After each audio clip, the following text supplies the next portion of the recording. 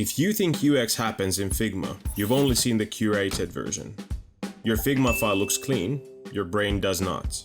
And here's the uncomfortable truth. Figma is where design ends, not where it happens. Most of the work that makes products usable never touches a canvas. And if you've ever wondered why 80% of your job feels invisible, it's because it is. Welcome to Design Unhinged. I'm Pat, a senior UX designer with a decade of experience doing endless UX work that somehow never appears in the final deliverables.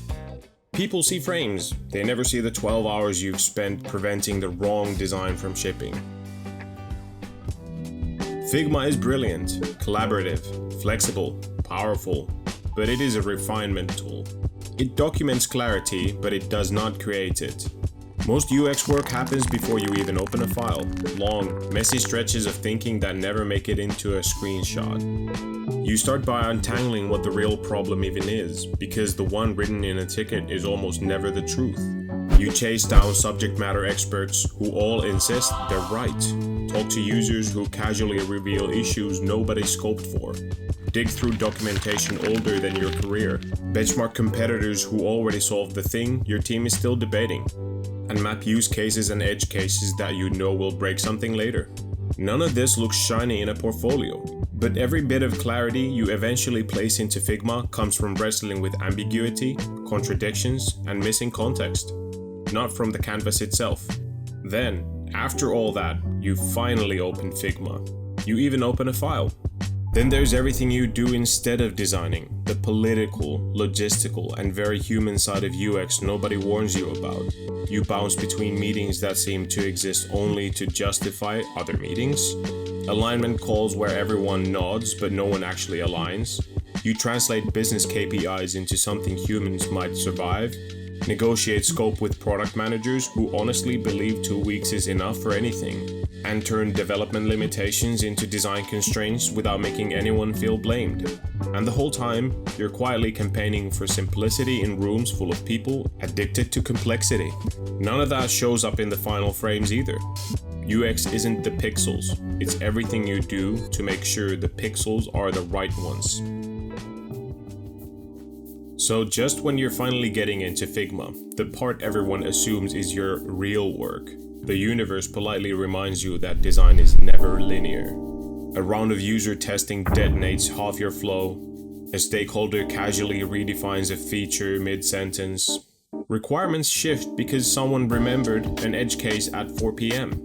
And through all of this, you're cleaning your Figma file, rearranging layers, renaming frames, hiding your emotional spiral so that nobody sees how chaotic you actually felt. Because the emotional truth is, most UX isn't design, it's preventing the wrong design from shipping. An action that has a huge return of investment. Blocking a bad feature saves engineering time, saves redesign time, and saves everyone from the administrative circus of fixing something that should never have been built in the first place. Nobody claps hands for that. Yet it is the work that keeps products usable and keeps teams from wasting months of effort. Design tools do not create clarity, they express it. You can't solve problems you don't understand. You just cannot mock up a file that is not defined. You cannot write something that you haven't explored. This is why so much UX happens outside the canvas. Real decisions depend on context, not components. You need constraints before you need layouts. You must explore before you refine. Every decision isn't creation, it's a conversation. Figma is the translator of thinking, not the generator of it. And honestly, design shouldn't start at Figma at all.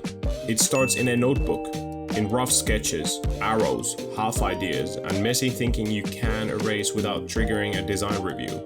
Figma is where ideas go to become polished. Notebooks are where ideas go to become real. UX isn't pixels, it's clarity, it's definition. Figma is where clarity becomes visible, not where it appears.